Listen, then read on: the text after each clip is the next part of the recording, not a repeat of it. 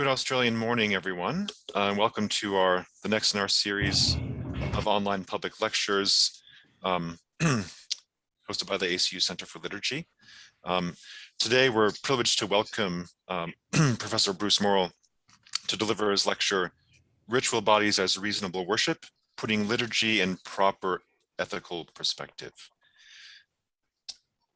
Bruce holds the Edward A. Malloy Chair in Roman Catholic Studies at Vanderbilt University in Nashville, where he's Professor of Theology in the Divinity School and Graduate Department of Religion. His latest book is Practical Sacramental Theology at the Intersection of Liturgy and Ethics, published with Cascade. Previous titles include Anamnesis as Dangerous Memory, Divine Worship and Human Healing, Encountering Christ in the Eucharist, and the Essential Writings of Bernard Cook. He's had visiting chairs, received fellowships, lectured widely in North America, Australia, and Europe, and is a past president of the North American Academy of Liturgy.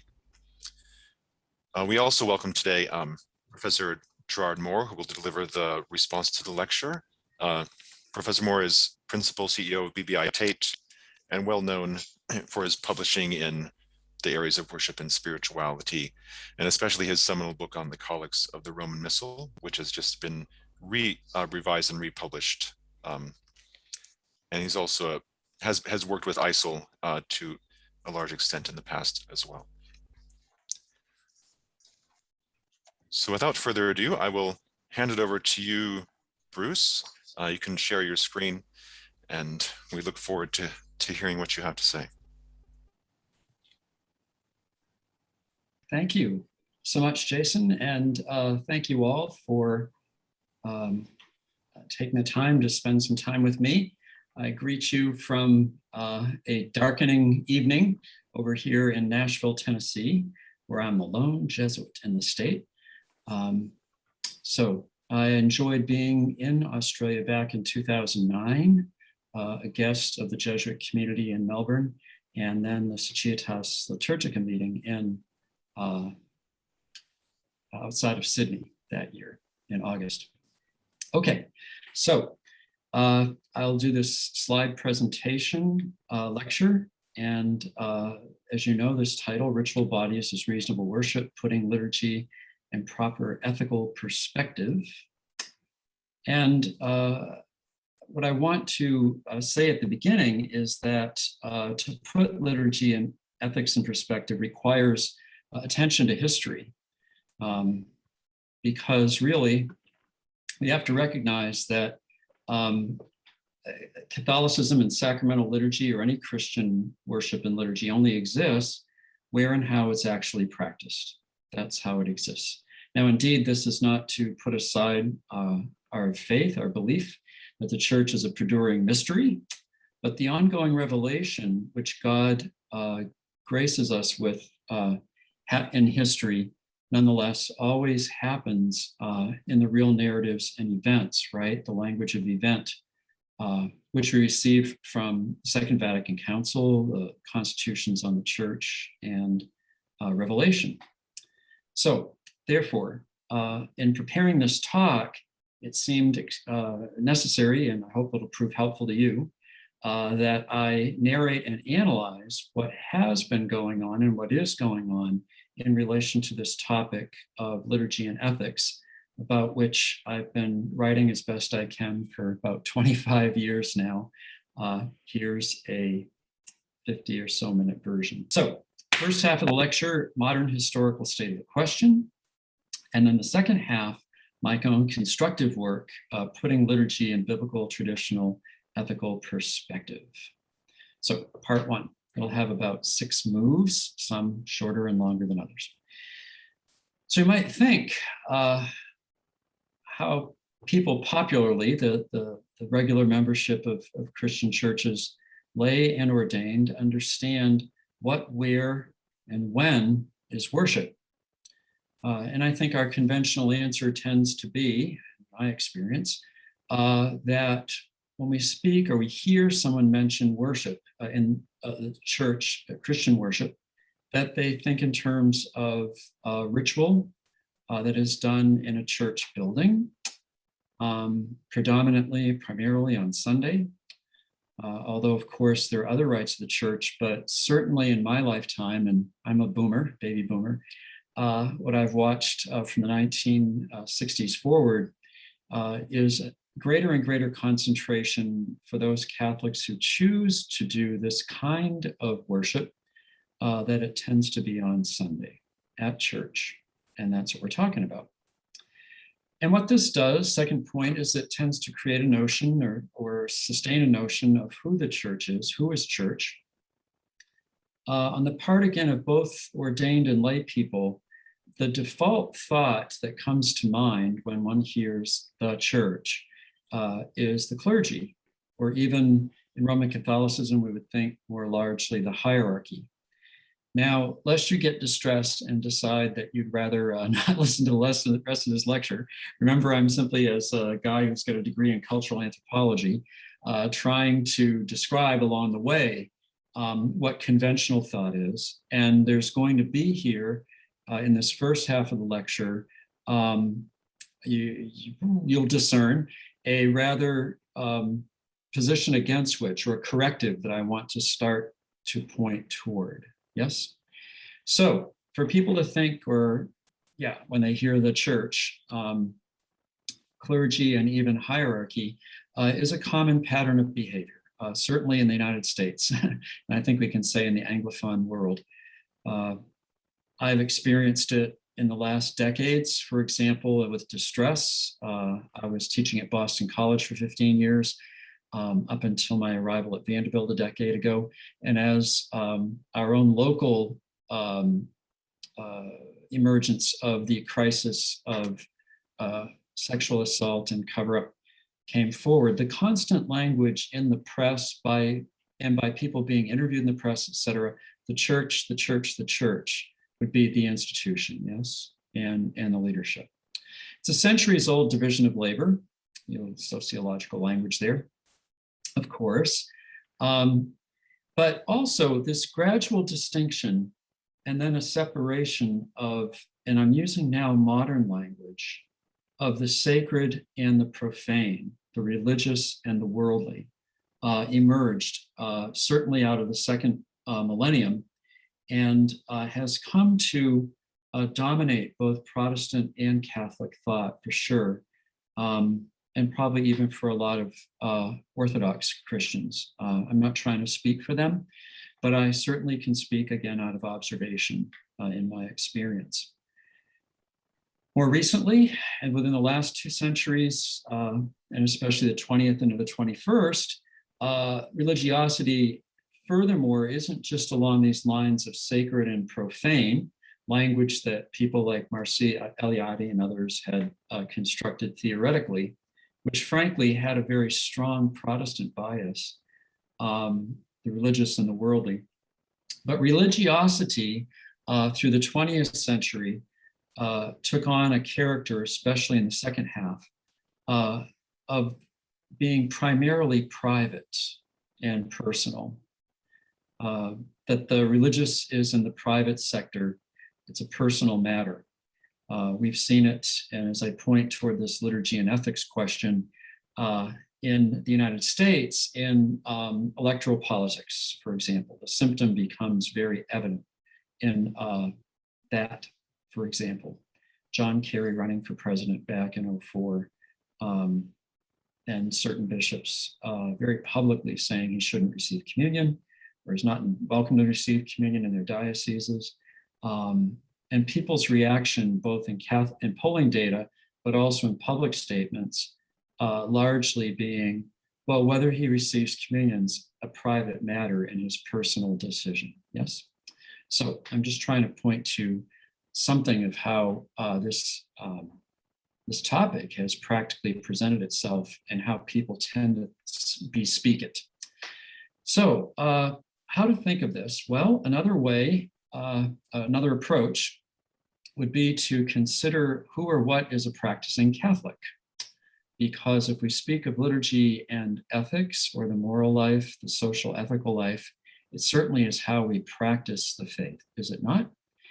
And largely, historically, the way this has been understood in Roman Catholicism for well over a millennium has to do both with ritual, but also with law. Yes, and of course, I'm not saying canon law doesn't have its roots way back into the ancient or late Roman Empire, but I'm trying to speak again to tune us up into this modern and late modern state of the question.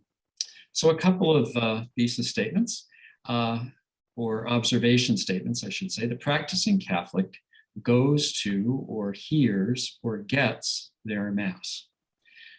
This I've discovered with gratitude for all the fellowships and travels I've been able to do up until recently in different parts of the Northern Hemisphere and Australia. One speaks in the United States, at least, of going to Mass. The German people bespeak to this day Messe hören, you hear Mass. And in Ireland, when I was there in a fellowship in 2006, I learned, I have no Irish background, but learned that the language there is, did you get your Mass? Did you get your Mass? Now, that kind of language, of course, bespeaks a way in which one goes to receive or take something in, right? It's not particularly participatory language. I hope that makes sense, but I'll keep moving. And of course, there was a sense, and it's still on the books, that one is obliged, if one is in good health and not of a certain age, that one is obliged to assist or attend or participate in the Lord's Day liturgy and the major feasts of the year, the Dominical feasts, or its grave matter from mortal sin. Attendance, is how it's understood, but also in the 20th century, and I'll say more about this shortly, there was, of course, an increased frequency of people receiving Holy Communion, and this was encouraged. So the practicing Catholic goes to Mass, but also the practicing Catholic through much of the 20th century goes to confession. And I mentioned a certain younger scholar, Jonathan Stotts, who wrote his dissertation on this, very good dissertation, and has published some articles, and I've learned some from him. But we know certainly that the understanding of this was highly juridical, yes, that confessing one's sins was a practice of submission to God's law and to priestly authority, the authority of the confessor. Again, this is reductionistic in some ways, but it certainly was largely both the rhetoric and the understanding of this practice. And it was crucial to the identity and of the laity and the clergy, and indeed their relationship with each other. So in other words, I, having been in grammar school in the late 60s, early 70s, lived in a time when already people's attending or participating in confession began to drop off quite sharply.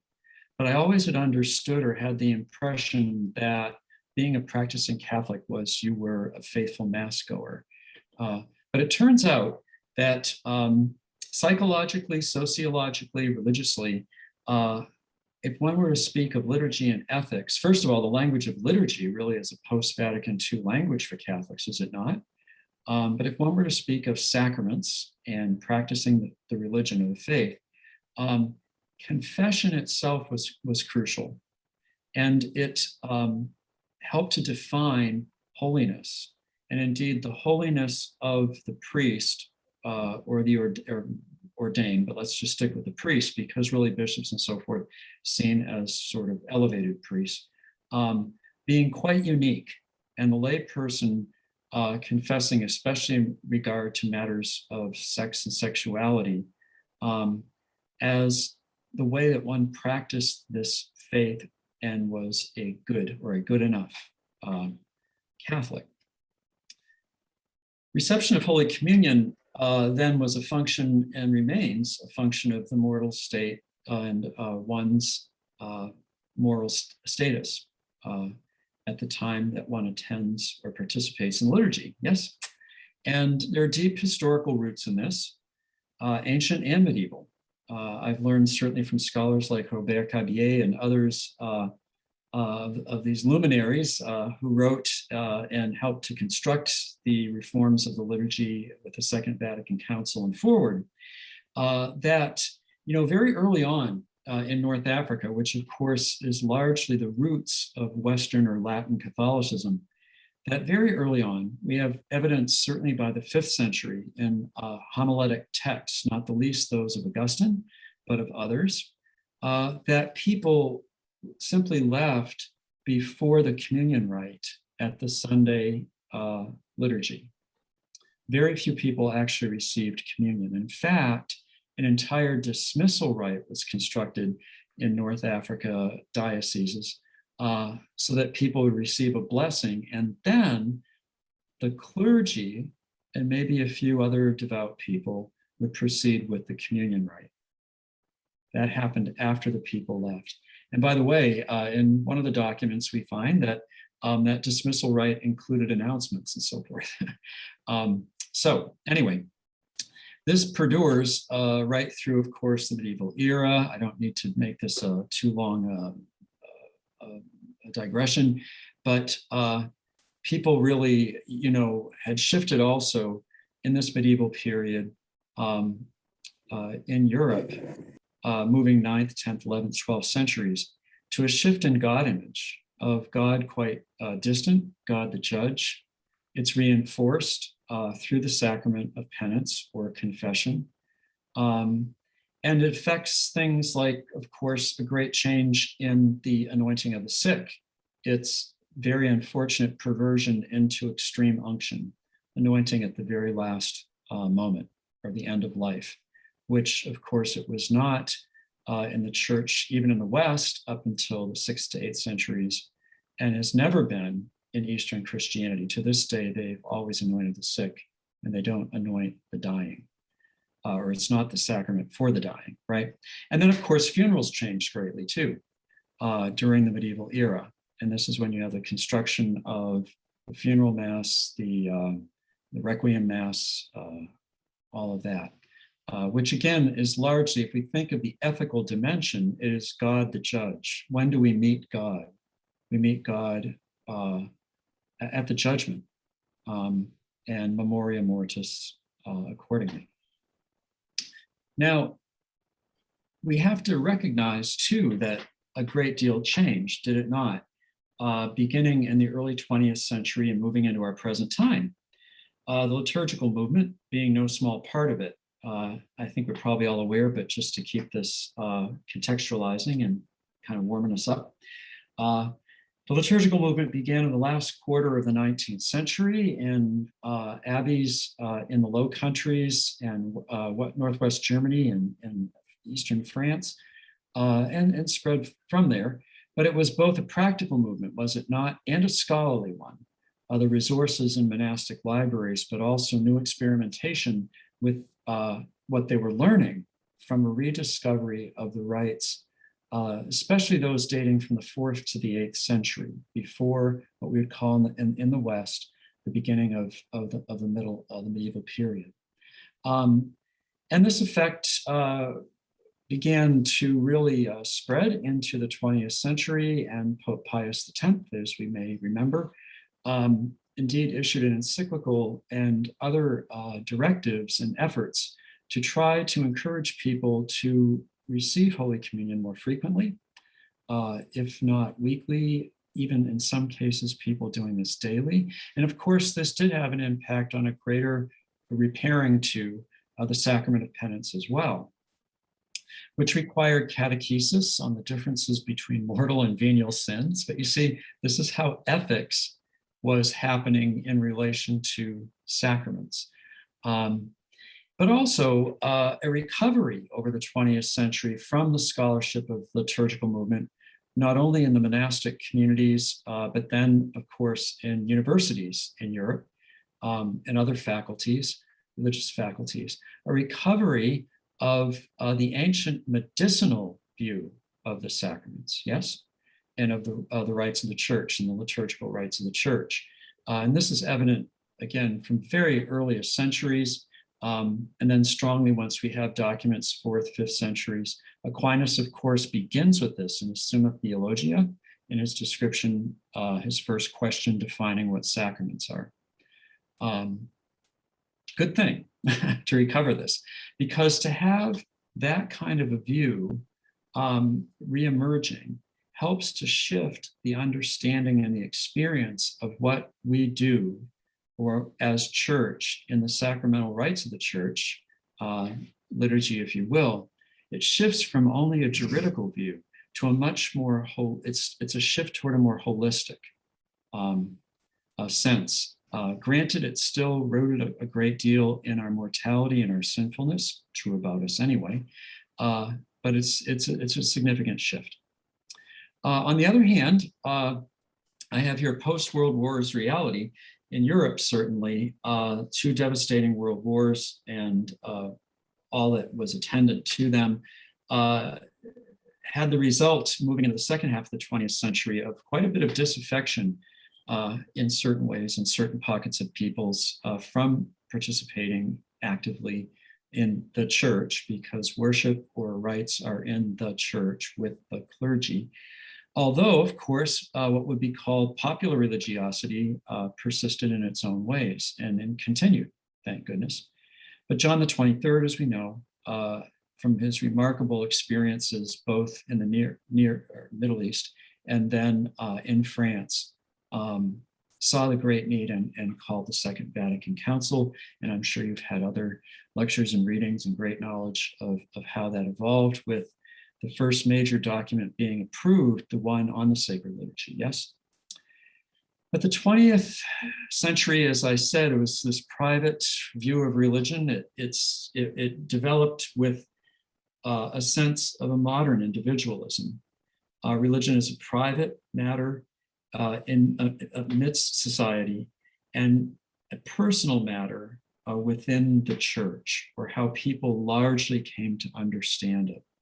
And even auricular confession in booth-like, dark booth-like setup, speaking through a obstructed view or no view through a screen, etc., can all feed into that sort of notion.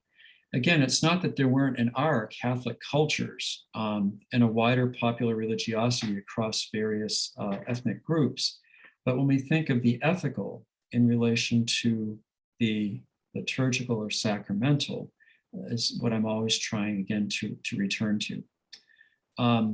So personal judgment and a connection with God are characteristics of this, and I draw heavily in my own work, or had at a certain period in my writing, on the work of a sociologist of religion named Gerard Baggett, who teaches at the Jesuit School of Theology in Berkeley, California, who did a very large work on faithful Catholicism, the state of it in the last 2 decades of the 20th, moving into the 21st century.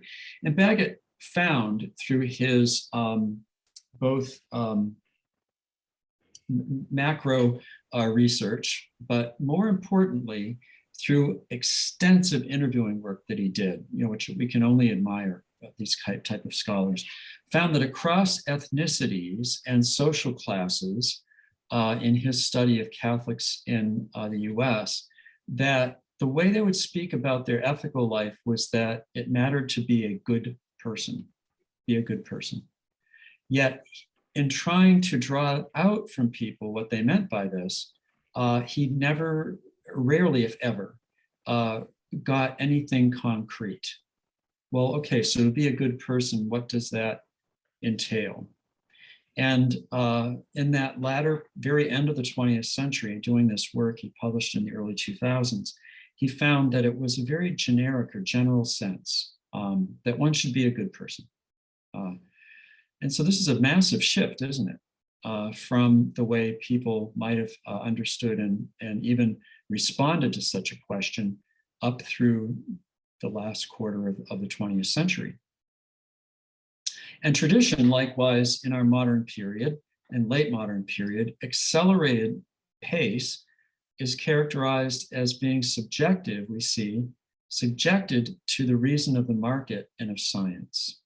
So this is the work, the monumental work of Johann Baptist Metz, analyzing this in his important work, Faith in History and Society, but all of his writing, namely this, that while religious tradition was seen to be familial and private and valued, but valued separately from the public sphere very much, increasingly. Nonetheless, even as tradition was respected, for example, in the United States, where I'm from and live, as being a value, that a value added to society, and that tradition should not be shirked. The fact is that traditions, whether religious or otherwise, increasingly have been accommodated to what Metz calls the reason or the rationality of the market and the rationality of technology and science. Here in the States, for example, I can tell you that up until the late 1970s and the 1980s, when you think of American civil religion, it would be unthinkable to have any stores except the smallest shops open on the 4th of July or on Christmas Day, or certainly on the American holiday of Thanksgiving. And yet that changed in the last 2 decades of the 20th century, such that people wanting to shop and buy, well, that all just pressed finally that the stores opened in the afternoon, evening, then the afternoon, and all day. And even the holidays such as Columbus Day or Memorial Day, which is our memorial for the war dead, et cetera, have all been changed in the early 20th century to commercial purposes. That great automobile purchasing happens right around now, except with this COVID problem and shipping problem. It's the car buying season. This is literally associated with Columbus Day. That the 4th of July is associated with buying mattresses. They market to mattresses. You see what I'm saying? I hope you may find it interesting. You might say, this is trite, but I don't mean it to be. It's very upfront evidence for how even traditions are to be accommodating to the reason of the market. Indeed, in the United States, such things as Armistice Day and so forth were all moved off of their dates to Mondays to make long weekends, so there would be more commercial travel and shopping, rather than, well, wait a second, what was the day on which this armistice? That's inconvenient. So likewise, the technology and science. We benefit, of course, stupendously, right, from technology and science, our life expectancies, all sorts of things, of course, conditions of social class, but again, traditions, including religious tradition, have always then had to accommodate this. And so, last point here, the fates of confession, mass attendance, and other rites, multiple factors feed into this, but I'm just trying to jaunt through and hold this to only the first half of the talk, just to make these observations. As I'm sure we know, auricular confession simply collapsed, fell off a cliff in the restored and renewed period of the church after the Second Vatican Council. The restored and renewed rites are not the cause of that at all. And in fact, confession really, the way the rites were reworked, never really caught on. Confession as go in, bless me, Father, I've sinned, it's been this long, and I accuse myself, is what I still hear as a priest. But there were multiple factors, as we probably all know, that led to this steep decline in the late 1960s. And certainly in Europe and North America and other parts of the world, Australia, as I understand it, there's never been much of a movement on this. In the States right now, the Pew Research Center study of just a few years ago, very, very highly respected scientific study, both polling and interview, finds that we can safely say that 3% of Roman Catholics in the United States would go to confession with some regularity, meaning maybe quarterly or monthly, and some do weekly. But 75% of Roman Catholics in the United States never go to confession or do penance. And then there's some other stuff in between. And as you may know, the movement with the second and third forms of the rite that are more communal had a certain growth, and then Vatican restrictions pulled those way back. And so there's that. And then there was a rise in interest in attendance in Mass and the Reformed Renewed Order of Mass that also went into a decline now, certainly in all of our countries.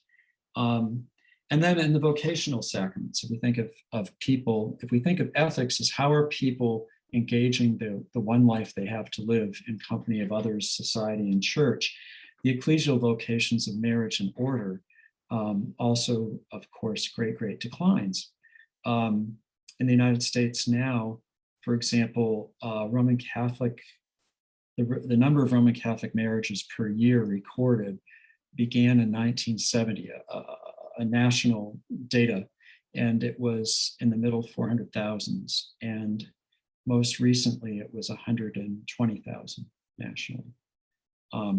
So Americans, at least US people, thank you for letting me do all this US talk at you, largely are marrying much less, period.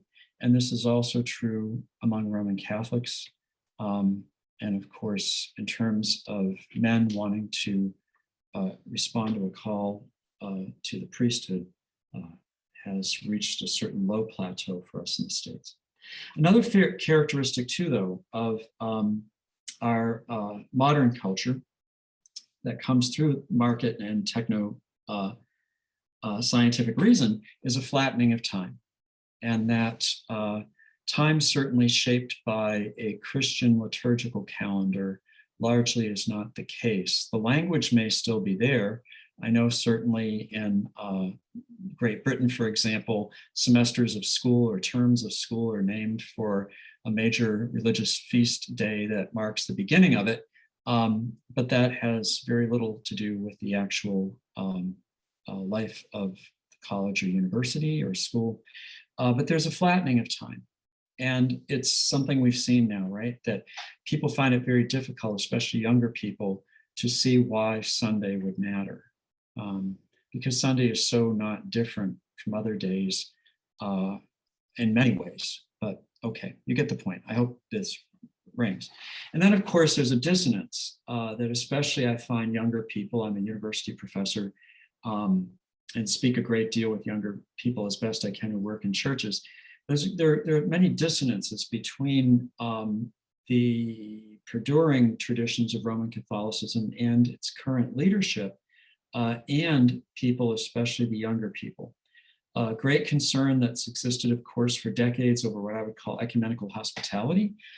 Talks I would be invited to give earlier in my career in parishes, and then open it to questions, whatever the topic was I'd been asked to speak to. And the first question would be, Father, why is it that my Methodist wife can't receive communion with me, but when I go to her church, I can? I mean, this is the practical stuff. So it's not studying liturgy and thinking worship and ethics in some abstract plane. It's real people doing this. And of course, this makes for huge dissonances and disaffections. The clerical abuse crisis, which of course includes all the cover-up and obfuscation. Certainly in my country, great political polemics around people receiving communion, which have been reactivated. Youth with regard to sexuality, how they understand it and practice their sexuality, their gender identities. There's scientific polling data for this for us in the United States again, with regard to people, young people saying that one of the reasons that they have left the church, notice the language, is because of the great disrespect and dismissal they perceive of LGBTQI people. This is not from people who themselves identify those ways, but rather who see this as broadly a social ethical problem. Ecological questions, social justice questions are very strong for younger people. And yet I find directly in conversations, often unsolicited information comes to me that students and people do not see such issues at all related to either the life of the church or in relation to the sacramental life of the church. So there's a present impasse, a kind of modern dichotomy still of sacred and profane.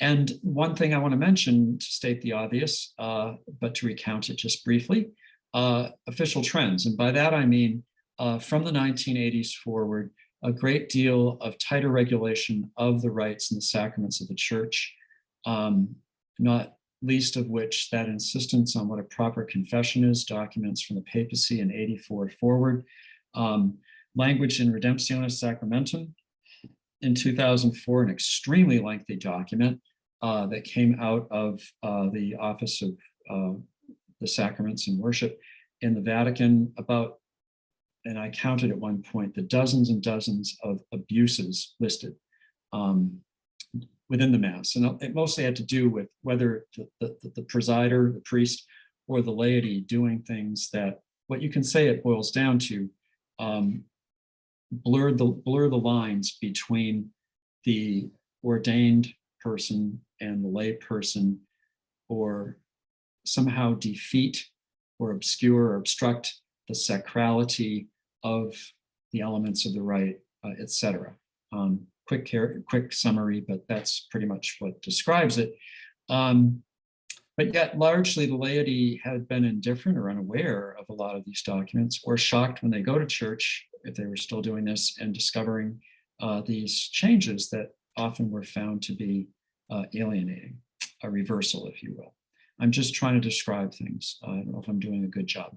And then, of course, the blight of clericalism, as Pope Francis repeatedly and continuously bespeaks it. So I simply use that language. We could, you'll see whether or not you agree with that or what that entails. But again, I don't want to make this the focus of the talk, but I want to again keep setting the context. And then, of course, there's a small but vocal, economically powerful group of people who reject the reformed and renewed liturgy, the restored liturgy, and even the Second Vatican Council itself. And this is an issue emerged strongly in July, when Pope Francis on July 7th issued an apostolic letter restricting the very expansive way in which his predecessor, Pope Benedict XVI, had allowed for individual priests to choose to do not only the Mass of 1962, the Mass prior to the Second Vatican Council, but all of the rites of the church, and so forth.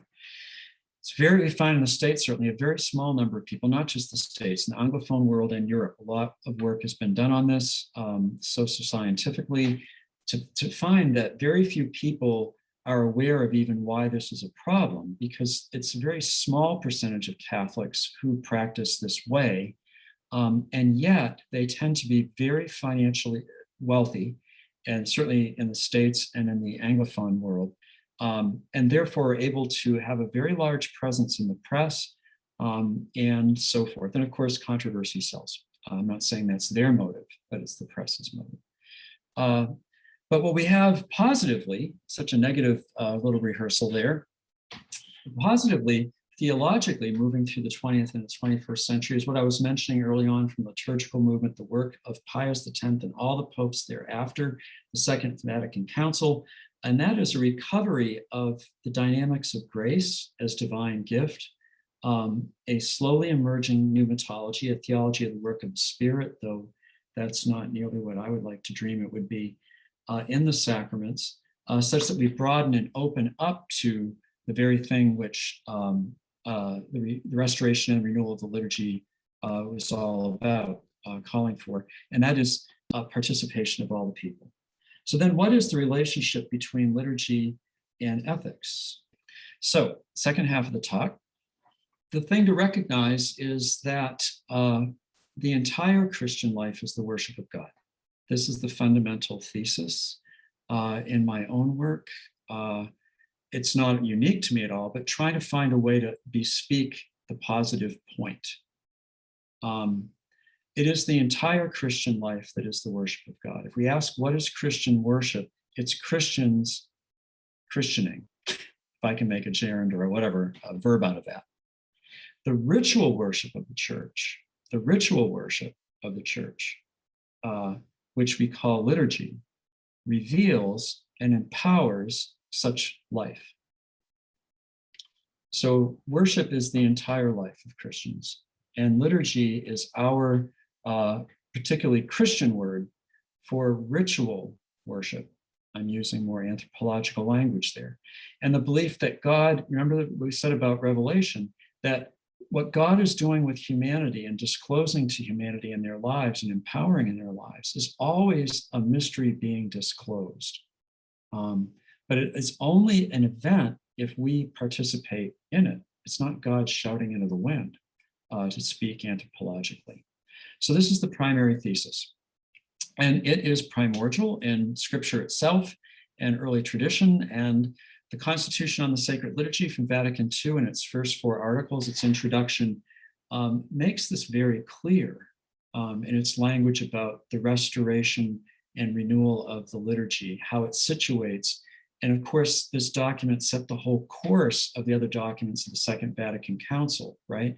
And that is to reinvigorate the life of the church in its people, that the mystery might come forward, the divine mystery, come forward in history and people. And so the famous article number 14, in the restoration and promotion of the liturgy, the sacred liturgy, the full conscious active participation by all the people is the aim to be considered before all else, for it is the primary and indispensable source, the liturgy is, from which the faithful are to derive the true Christian spirit. So that's the way the council puts what I made as my operative positive statement, constructive statement going forward. The true Christian spirit is that by which we live our lives, and the virtues and the practices, the decisions we make is broadly the ethical lives of Christians. But it is the liturgy itself that is the indispensable and primary source for people being both disposed to learning how to live and keep growing in how to live such a life, and to have the vigor and the sustenance to do so, because it is, as we all know, it's a great challenge in this world. It's also very rewarding. So I wish to work for quite a few minutes now from the biblical material, and it's important, right? Because all theology, and indeed all Christian tradition, is based on, grounded in, and constantly returning to sacred scripture. That's a simple fact. And so it's important to work with this, even as one might, and I could do a lot of other things in the limited time that I have, it would be nonetheless always returning to such important texts. And for me, in my current work, especially Romans chapter 12, verse 1 is extremely important, in which Paul begins this chapter, which is more the Pyrenetic, instructional, if you will, ethical section of his last in his magisterial letter. He says, I urge you, therefore, brothers and sisters, I took it straight out of the New American Bible. In the lectionary, it would add sisters. I urge you, therefore, brothers and sisters, by the mercies of God, to offer your bodies as a living sacrifice, holy and pleasing to God, your spiritual worship. That is one heck of a verse. That thing is loaded, okay? I urge you, therefore, brothers and sisters, by the merciful, really the grace of God, everything is moved by God's grace, to offer your bodies as a living sacrifice, holy and pleasing to God, your spiritual worship. The body in ancient Semitic culture, and indeed much of late antique Mediterranean world, the body is the entire person.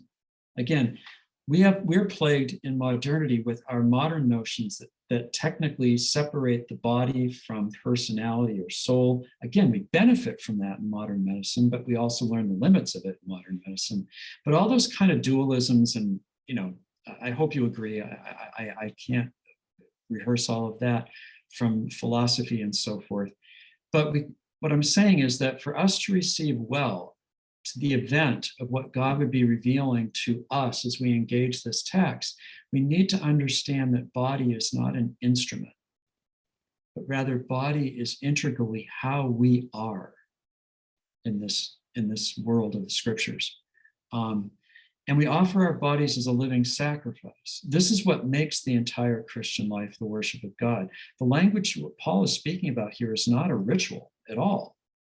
It is how Christians live together in their communities and in their wider, in our language, society, or their in the world, their context. But the symbolic language, because we constantly repair to symbols and narratives, don't we? Constantly to speak about such global and deep things, right? That Paul repairs to the language of sacrifice. But we've got to remember that the term sacrifice is a generic term for all sorts of specific rituals in the ancient world and the Jewish world, specific rituals which all have one basic purpose, and that is to join the human to the divine.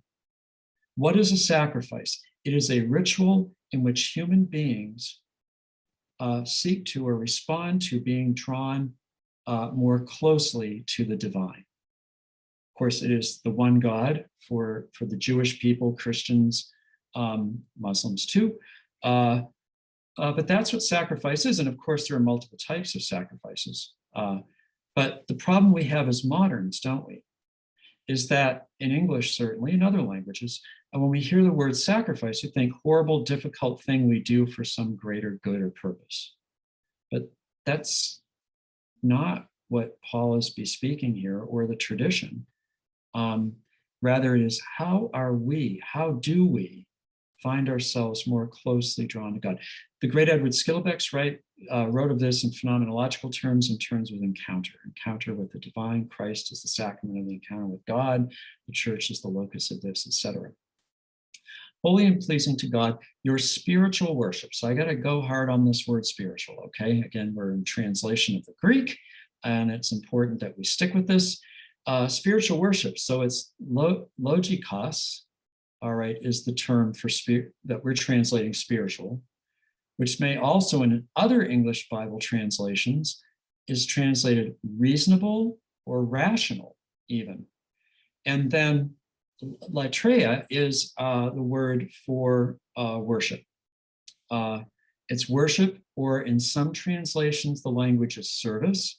But of course, in English, German, many languages, we speak of Gottesdienst, the worship or the service of God is the language for what happens in the church. Or we'll talk as going to church services, or that was a nice service, Father, or whatever. So the language here, your spiritual worship is, Paul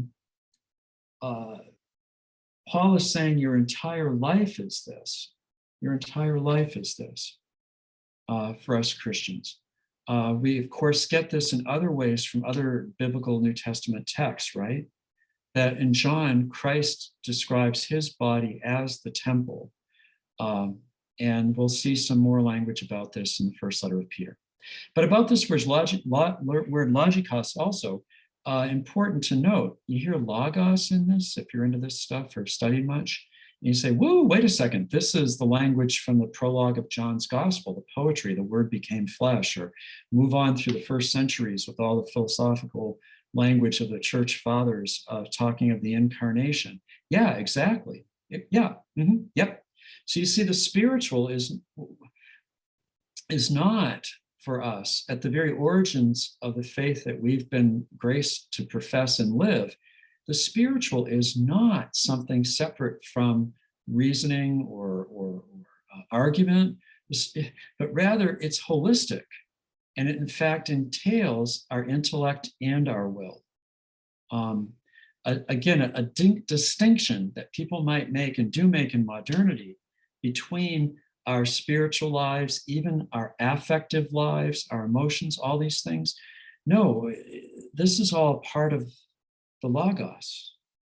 It's all part of how we think of it, how we reasonably order our lives. And of course, the eternal logos, we believe, as God ordering our universe, and Christ as the incarnate of this, and the cosmic Christ in the epistles, etc. And what follows from chapter 12 then, so this is the first verse in chapter 12, is Paul going on to give instructions about how Christians are many parts of one body. Say, oh, that's 1 Corinthians. Yep, but he reiterates it here in Romans. How he describes differing gifts of grace in people, how we need to have mutual affection and honor for one another, and why this need. That's how you're going to know God. You want to know who God is? Do this stuff. God is not an object. God is not a person, right? We use metaphorical language of person. But if you want to know God, God is always pure act or event. We know God in doing of this. And we go on to chapter 13, where, not unlike in the Gospels, the love of neighbor and of God and of neighbor as the fulfillment of the law. And then Paul finally in chapter 13 also emphasizes that time is short. That the issues for us Christians isn't so much where we're located as the primary question. It's not that God is restricted to a temple, a singular site where we will encounter Isis or Diana or Zeus or Mars. No, it's all of this creation. And therefore, the real question is, what time is it? What is happening in time, in our contemporary language, in history? Language, if you wish, of salvation history, though it's problematic. But the key thing Paul is saying, and that pervades the whole New Testament, is actually the time is short. Time is short. And therefore, we should always have a certain sense of urgency, not to put off in our life, but also an expectation that God is coming, not only in the definitive way, but today. And of course, Sunday worship, read it in Basil of Caesarea and others, that's the distinction of what the liturgy is. It's the today of God, this day, the first day of the new creation. All right, the other key biblical passage, first letter of Peter, chapter 2, 1-5. This book most likely is not a letter, but an instruction to the newly baptized. Rid yourselves of all malice and all deceit. You've been baptized, so what? This is what? Rid yourself of insincerity, of all slander. Like newborn infants, baptismal language, long for pure spiritual milk so that through it you may grow into salvation, having a taste that the Lord is good, right out of the Psalms. Come to him, bingo, a living stone, you see, rejected by humans, but chosen and preferred in the sight of God. So this is the temple language. It's a person. And like living stones, let yourselves be built into a spiritual house, to be a holy priesthood, to offer spiritual sacrifices, the exact same thing we saw in Romans, acceptable to God through Jesus Christ. Yeah. So to reiterate again, this language, it's loaded, isn't it? Is bespeaking the life of the baptized as an entire life of the worship of God. And so we have from this then what I'm calling traditional Christian words of worship.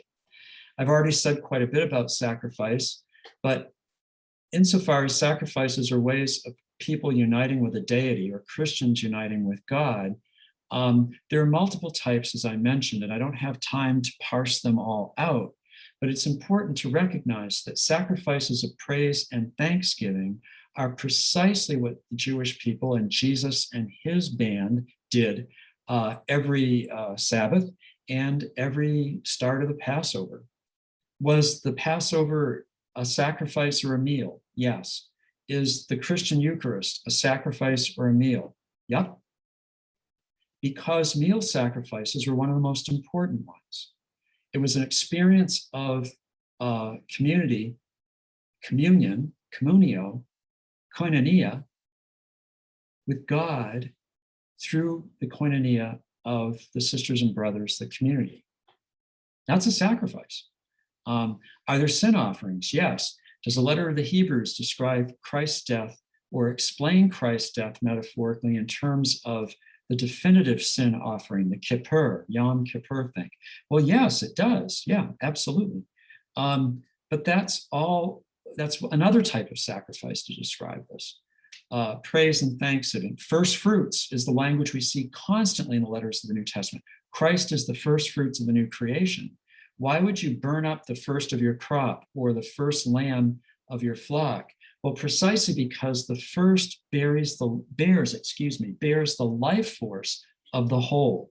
It's a corporate sense of personality, not a bunch of atomistic individuals, just the opposite. And this is the only way we can make proper understanding of what our ethical lives are as Christians. It's living in that orbit of grace and responding to it, that we are part of the ongoing sacrifice that even the letter of the Hebrews describes. It's all in the present tense going forward. What's holiness? Holiness is basically the glorification of God and the sanctification of people. Liturgy is that. The Christian life is constantly giving glory to God. But what's the glory of God? Look at Scripture. Exodus. God keeps telling Moses every time he sends him back to Pharaoh, by this God will be glorified. Not that God likes to beat up on people and kill, smother people and frogs and kill crops, but that what? The glory of God is God being known for who God is. That's what glory is in Scripture, both Testaments.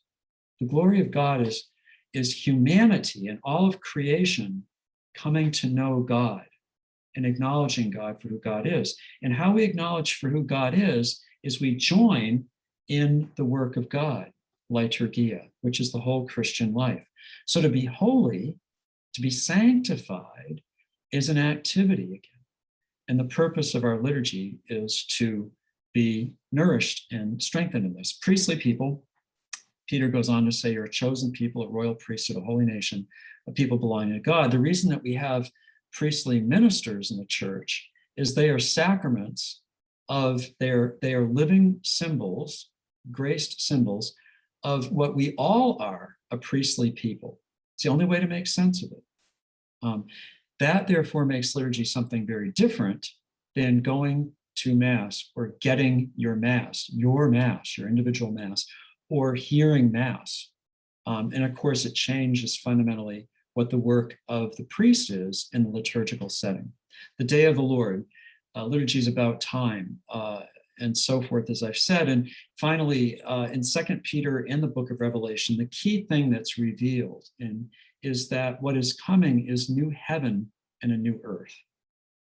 So it's not about spatial stuff. And what we forget is that the book of Revelation takes place on Sunday. I, John, was taken up in a vision on the Lord's Day. It's an entire vision about Sunday, and it ends with the heavenly Jerusalem and a new heaven and a new earth coming to us, not people, the world blowing up and we're going up to God. So you see that what we do now is we live into that vision. That's the purpose of the book of Revelation, to reveal to us, now it's weird looking to us, a lot of the imagery, but that we can participate in that now. That's what we're doing. So the reform and the renewal of the liturgy, and I've got to watch my time, I know, try to wrap this up, but the reform and the renewal of the liturgy is precisely this, that the fundamental symbol in all the rites of the church, the fundamental symbol is the assembly, is the synaxis, is the Greek word. And this is the fundamental sacrament or symbol of the church, the ecclesia. But ecclesia simply means assembling. So it would not be an exaggeration, Mark Francis, whom you heard from in this series earlier, an exaggeration to maintain, he says, that the single most important accomplishment of the liturgical reform promoted by Vatican II was the restoration of the active assembly in the church's worship. So that has to be the priority. It can't be to re-sacralize and priest up the liturgy and only Father can touch this and you better not approach the altar until he receives communion and all this stuff. I mean, there may be good points to this about decorum, but we've got to make sure that what we're doing is animating all the members of the body to be this. And I'm just saying, over my adult lifetime, I've seen a regression in it. But why this pastoral priority? Well, it's not just to keep people busy. People so often thought, well, we just got to make people more active in the liturgy so they don't get bored. That's not the point. It's that we'll know ourselves as being on a mission for the life of the world, the great praise and title of Alexander Schmemann's influential book. Or Aidan Kavanaugh, who dedicated his book to Schmemann, describes on liturgical theology, liturgy is the church doing the world. That's what's going on. It's God revealing this world to us, or God's mission for the world. And so I can only bolt through this. I'm not the best lecturer. I never get through what I think I'm going to, sorry. But that we have a restored, or we have an unprecedented liturgy of the word, right? Which is both prophetic and revelatory. It's changed the length of the Mass. It's given this panoply of readings, unlike what we had prior for a millennium. And it's all to be revealing as an event the word of God coming to life for us. And that's the tragedy and the ongoing problem about what a homily is and so forth. But the word of God, as Chauvet puts it, Louis-Marie Chauvet, the great French liturgical theologian, sacramental, is the liturgy writes the word of God on our bodies. And of course, this leads to, because what we hear in the assembled people and the word of God, the church reiterates again and again in its official instructions for the lectionary and for the liturgy, is that God is speaking now. Christ speaks now. It's not a Bible study. It's not a history lesson. This is the event of this speaking. And we move from this word, just as do the Jewish people, to an embodiment of this ritually, whether it's in their synagogue worship or their Sabbath table meal, or we in our sacramental rites. I'm focusing on the Mass. I can't speak to a lot of the details of Chauvet's theology here, but the key thing, a couple points, is that the ultimate reality, and this is the teaching of Augustine, a doctor of the church, Aquinas, a doctor of the church, Council of Trent, and so forth, is that the res tantum, the ultimate reality, the full reality of what the Eucharist is this: an increase in the charity among the members of Christ's body. That's what the Eucharist is for. And not just I get to be a better person in charity toward others, but it's a charity that is communal in the body. So what I'm saying is that if we see, again, the Blessed Sacrament simply as a matter of, is that the body and blood of Christ or just a symbol? Again, a stillborn question, a useless question, because the sacramentum tantum is bread and wine, even as we receive it. But the res et sacramentum, the mystery in the symbol, is the body and blood of Christ. But all of this only for the purpose, as Augustine says, receive who you are when you come forward. You are the body of Christ. The invitation in the Western liturgy: blessed are they called to the wedding supper of the Lamb, the invitation of communion. Terribly, in our English current translation, they left out the adjective wedding. I wonder why that is. But it's right out of the book of Revelation. We are right now having a foretaste of as good as it's ever going to be. And this should empower us in the culture and society, as the book of Revelation says, is often pretty messed up. Conclusion, challenges to this reform and renewal. I've been trying with some passion to bespeak the irreducible power of the primary symbols in liturgy, however they're understood.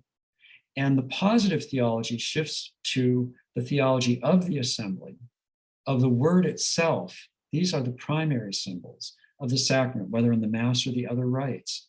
And the ordained ministry as a symbol, a sacramental sign to what the whole body is, and the leadership that the body is not directionless. And this is really going to have it always has the effect of whether and how participation in the liturgy really is forming bodies of spiritual sacrifice. In other words, it's not about rearranging deck chairs. The genius and the goodness in the rites as they were reformed and are still only slowly, if at all, being realized and not being set back. We got to try to get back on track, but rather it's for the reasons I've been describing. And I wanted to illustrate this. I knew I'd run out of time, but it may be in the questions and answers, depending on how they go or how Gerard honors me with his response, that we find some illustration of this. But I'm going to do the stop share for now, okay? And Jason, do you want to introduce my august respondent? Thank you so much, Bruce, for leading us through that, through the lecture, and for guiding us carefully to some really important conclusions, I think. But I don't want to say too much because we have a respondent in Professor Gerard Moore. So I'll hand it over to you, Gerard. Lucky me. Thanks, Jason. And look, thank you, Bruce, for that fascinating and very all-encompassing paper. Could I ask one thing? In the pictures at the end, because I've seen the PowerPoint, could you show the Our Lady of Pentecost Church? Yes. Just explain to the gathering. Okay, what this is. Okay, yeah. So this chapel was built in the early 2000s in La Défense in Paris. This is the big commercial district with all the high-rise buildings, the world of commerce, law, all that kind of stuff. And the Cardinal Archbishop was in the process of building new churches and chapels where the people actually lived and worked and let the tourists do the other stuff. And this chapel, as you can see, is, as best you can, it's quite square. It can seat about 100 people in those wooden chairs, stable chairs. But the fact is, each of those seats flips. The top is on a hinge and flips and can catch on the ridge of the next seat, and you can double the seating capacity to 200. But they rarely need that. And what they wanted was not pews that put people like school children in obstructions, but rather a fluidity for the assembly. So the space is assembled, seating is multi-directional in 3 directions, and even there's a choir area up by the altar. And then, of course, anchoring it are word and sacrament. You have up at the front an altar table with molten silver poured into it, and that's tongues of flame coming down, Our Lady of Pentecost. And then the pulpit, the ambo, is all carved in wood. It's very large, but that is supposed to be the burning bush, God revealing God's self in this most primordial moment to Moses. Yes? So that is your ambo. And then in the middle there, you see toward the back with a white light, that is where the Blessed Sacrament is reserved. That is a sculpture of wind. Anyway, so the chapel is very much anchored with word and sacrament. The preservation of the Eucharist is there where it's needed, but the assembly is the primary floor plan. And I was there on a Sunday. They don't do Mass there on Sundays because they want to have Mass in the parishes. So thank you, Bruce, and thank you to Claire and Jason for the opportunity. I'll make 5 points because I've only got about. There's a lot of people here, and I'm sure they're full of questions, and I'm knowing some of them they certainly will be. So a couple of minor ones, and then into where I think there's some very, very, very important stuff for us to think about. One is, Bruce, I actually was at the opening of that church. I happened to be in Paris at that time and got to the opening. So that's why I was very excited to see it. But I want to come back to that point in a minute. The second is to go to your middle of the paper around the scriptural reference, around the rational, the logikon worship.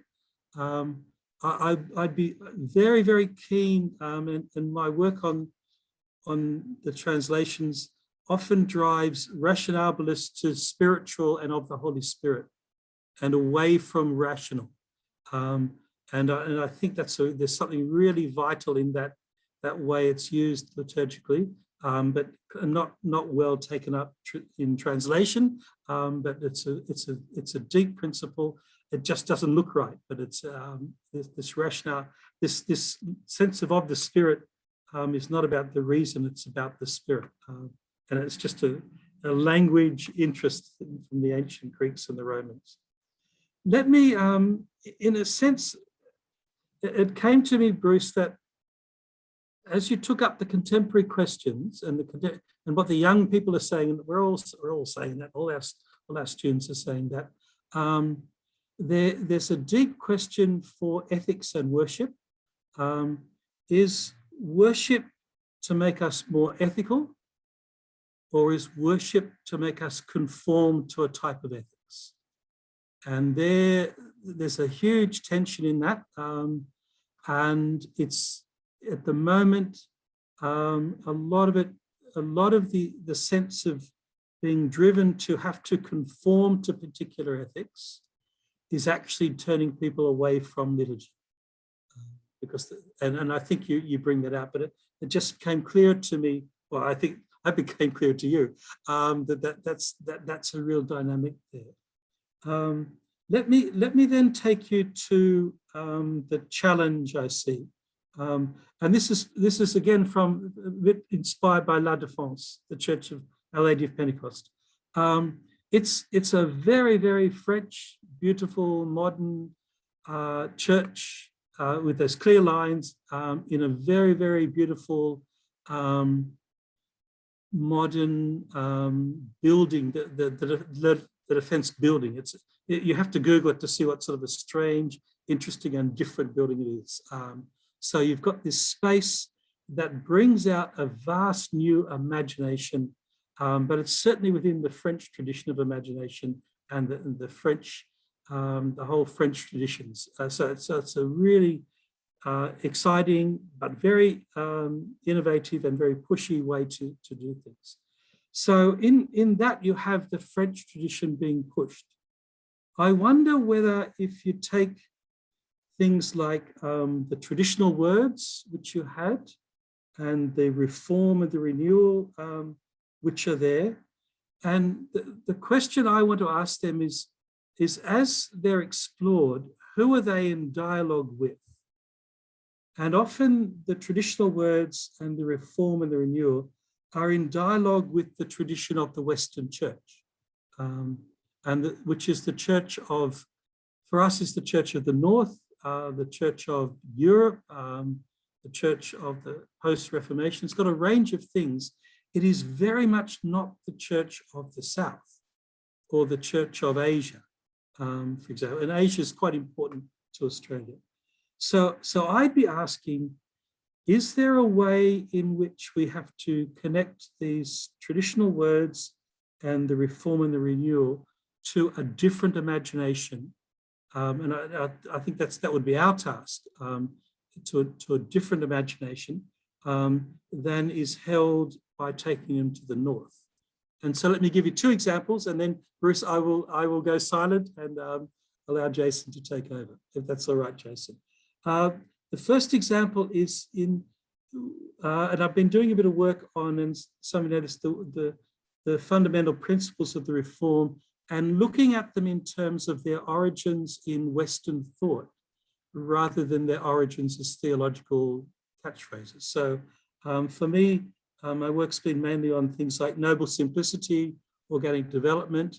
They are very much products of late 1700s, early 1800s Western thought in Germany and Britain. That brings with it a whole lot of baggage as well as a whole lot of good stuff. So from a new perspective, perhaps some of those principles need to be rethought. There needs to be a new imagination about them, but that new imagination cannot come from, in a sense, cannot come from what I would call the North or from Europe, because they belong there, they are there, they fit in there. But I would say things like, and I'll do this very quickly, Jason, because I know I have to go. Noble simplicity presumes a certain aesthetic. And La Défense has that aesthetic. But is it an aesthetic for another world or another place? Is not well thought through. So the second thing is, are there, what sort of new imaginations can I bring? So I'm going to share screen. This is an imagination of the Feast of the Ascension from a northern Western Australian Indigenous woman artist. So has that come up, Bruce? So here is the Ascension, where the figure of Jesus is becoming more and more ascended, not going up, but going into the spaces that at the back that are the black. That is not the sky, that is the earth. And in this world of religious imagination, so different from our own, Christ goes into where the divine is, which is in the earth.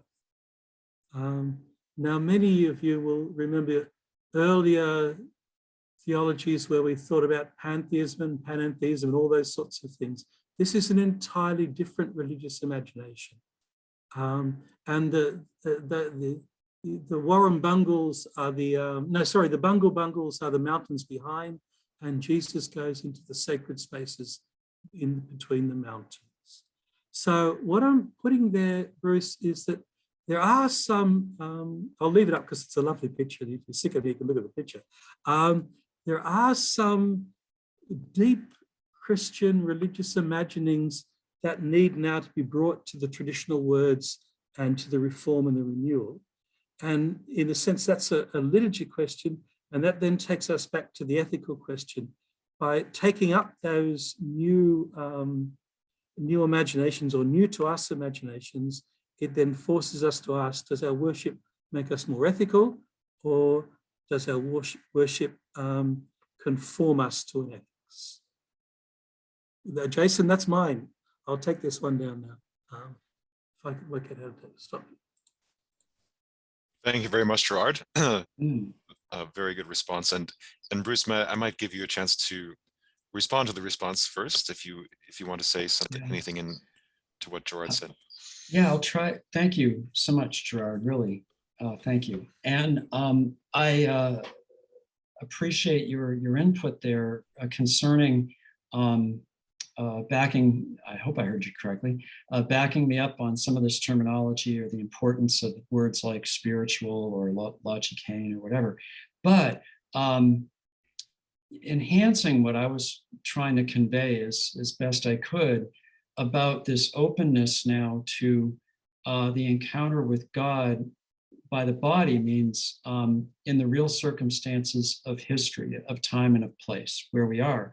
And I love the fact that you gave us that illustration just now. And the question of the Southern Hemisphere and of Asia, I only think of, I'm going to name drop, but I loved him all to bits, David Power, who challenged respectfully Louis Chauvet's work, again, very French work, right? And saying, well, Paschal mystery may not be the primary symbol that works or is really functional for Christians in other parts of the world. And that really came from his work in his early life in sub-Saharan Africa, and then after his retirement in Fiji.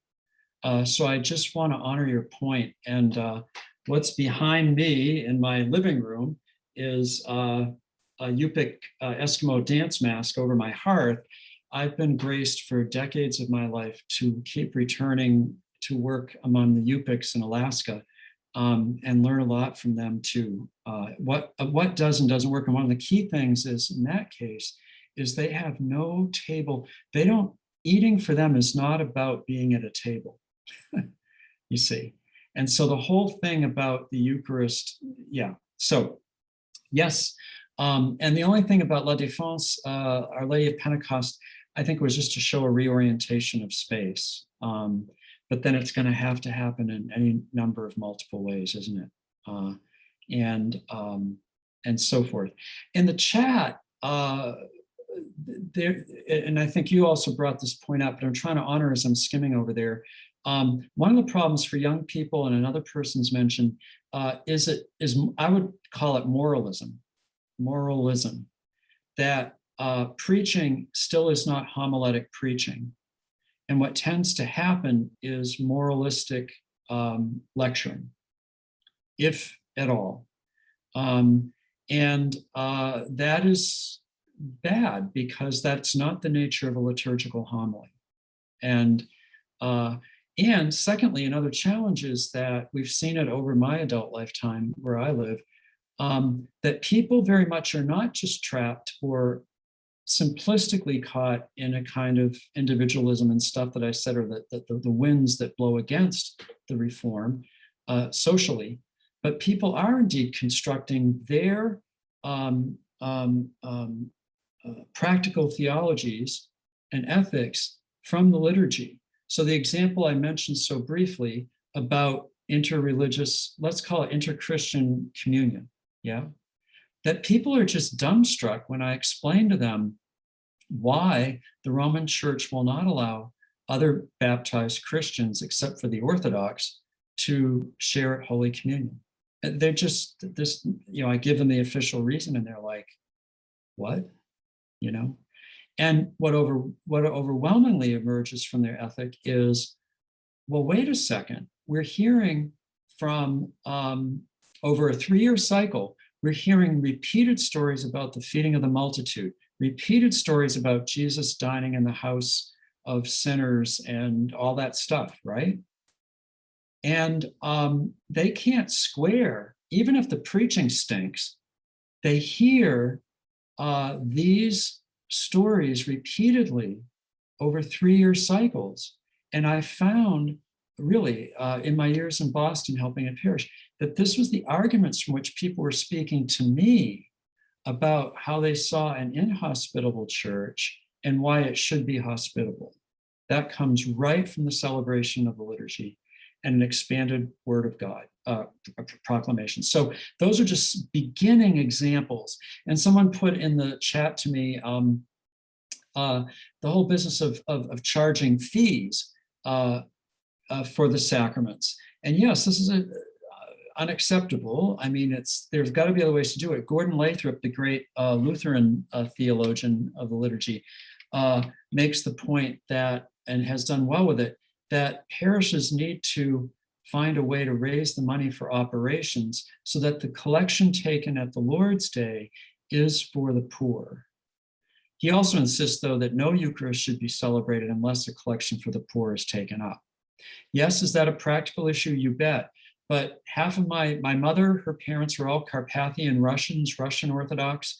And I'm here to tell you, in those parishes, the money is raised outside of the liturgy, the operational money. But this is a good question. It's not a nitpicky one. I'm grateful for it because those are the very bodily, symbolic, habitual symbols that we're talking about that deeply form people's, in the language of Charles Taylor, the philosopher, their social imaginary. Yeah. The social imaginary of church, and then how people live that in the wider society. So I'm trying to honor those points. I know time is fleeting and people, so I'm going to stop and ask Jason if he wants to field a few questions. I'm terrible at trying to read the chat. Go ahead, Jason. Sure, I can do, Bruce. Yeah. So we have a few questions.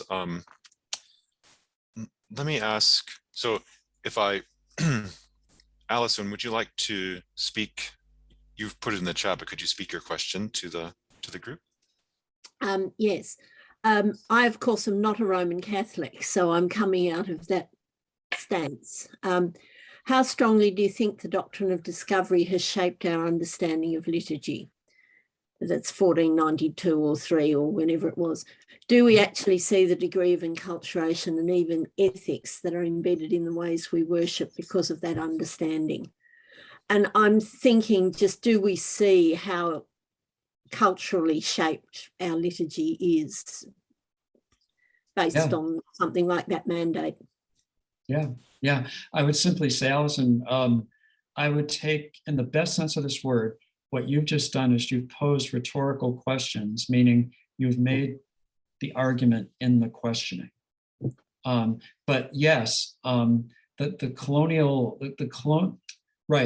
language of discovery and the practice of colonizing has affected all of this greatly. And of course, it all helps to shape the modern mindset. Yeah.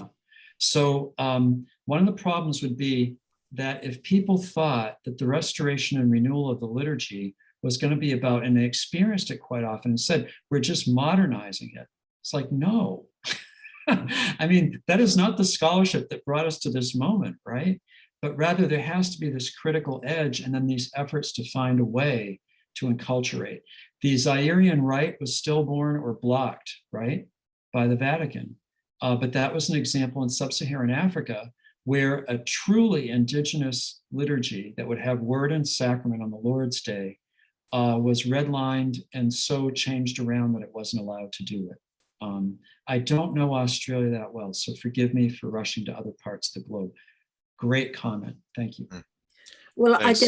I just loved the education you offered us about the 4th of July and mattresses and Columbus Day and what was it? Cars, yes. Yeah, there you go. Welcome to my world. Thank you, Allison. And there's one from David in the chat, but I want to go to Paul Mason first. He's raised his hand.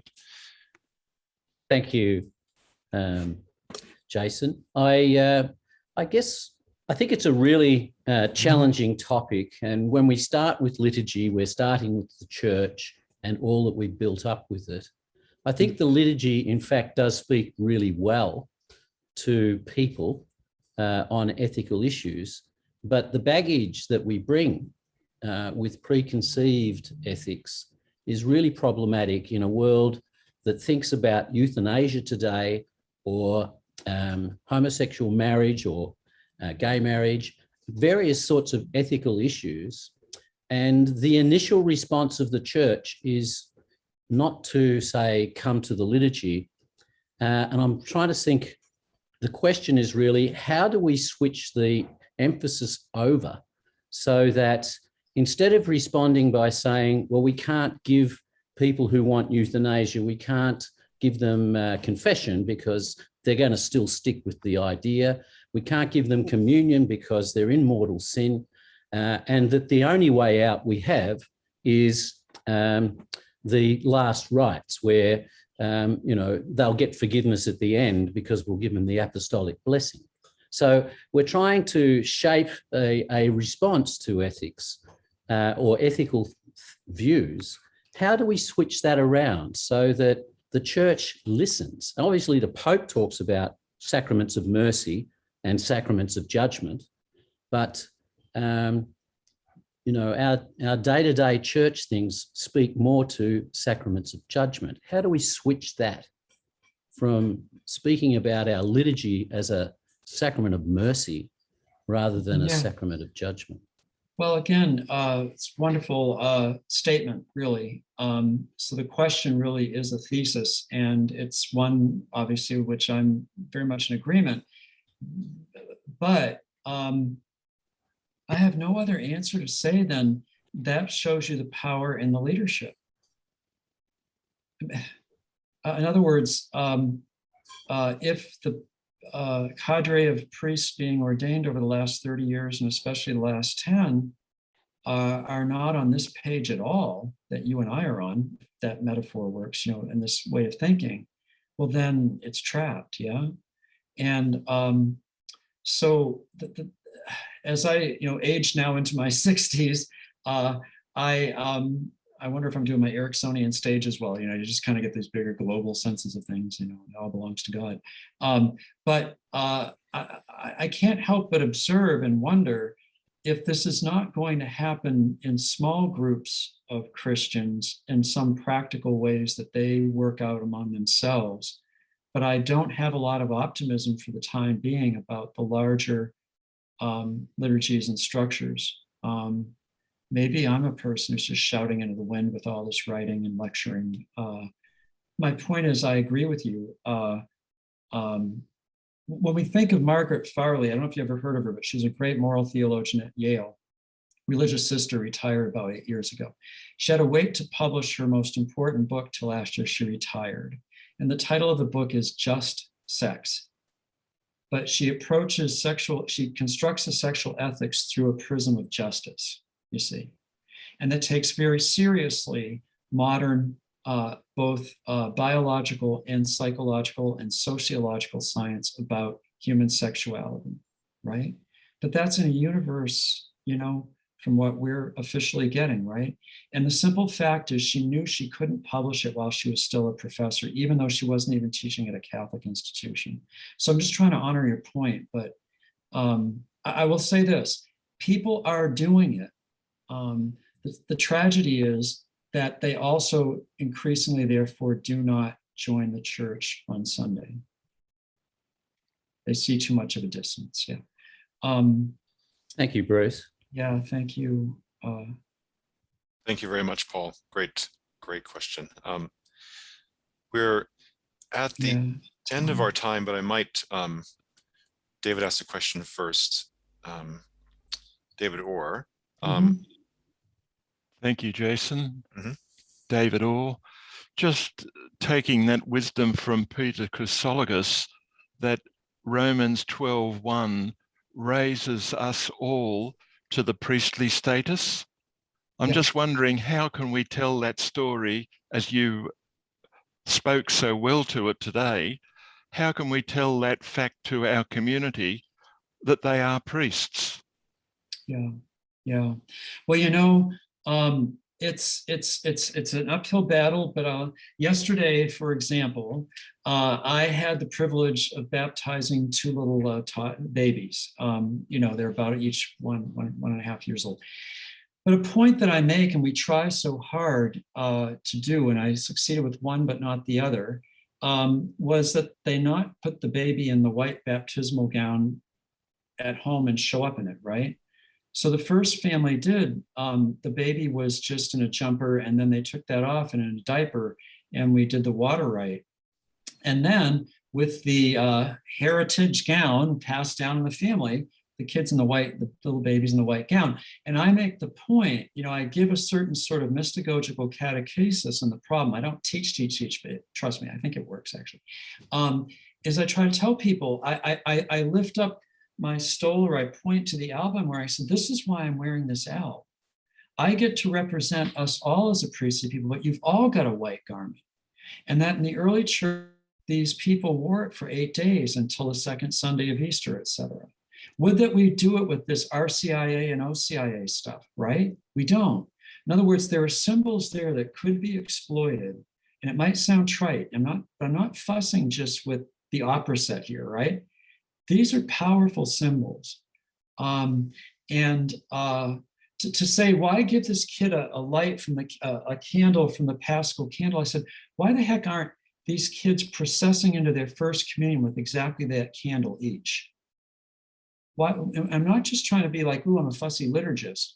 Right there, confirmation. If we're going to keep these sacraments separated, boo, then at least let's work with these primordial and powerful symbols. And there may be some indigenous or local, but find the ones that where people feel like this is my life. And that's what makes them get a greater sense of their, to use our American language in the academy, agency, that they are a priestly people.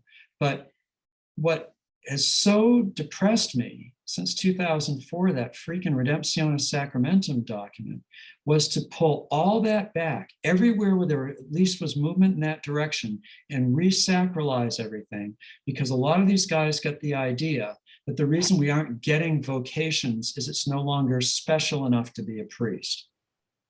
Okay, I'm on my soapbox, but I'm saying it's the polar opposite of what you were just suggesting and what I so passionately believe in. Yeah, so I'm saying we have to open these symbols up. As long as the agenda remains right now, a re-clericalizing, and sadly, even Pope Francis doesn't help this, I'm afraid to say. He says stuff, but then he does stuff. Okay, enough. Yeah, but again, great comment. There's so many comments. Thanks, Bruce. Yeah. Thank you very much, Bruce. I think there are some I excellent comments, but I think we have to leave it there. Yeah. Sometimes people will, I know, and I'm getting bossy, but what we've been doing in the States is that the host calls the chat and just saves it as a document and can send it to people later if they want to look at the post came up. But anyway, just to, yeah, sure. Jason. I'll get that file, and I hereby mute myself. and we will make the video will be eventually available as well on our YouTube, the ACU Center for Liturgy's YouTube channel. But I just want to take this opportunity to thank you so much, Bruce, for agreeing to do the lecture and for all you shared with us today. I think you have met your goal of talking about liturgy as a ritual worship and how it's meant to inspire us to be living sacrifices. And we have a new or a broader understanding of that, I think. So thank you. And thank you also to Professor Moore for your response. And thanks to the rest of you as well for quite a really good set of questions, even though we didn't have a chance to address them all.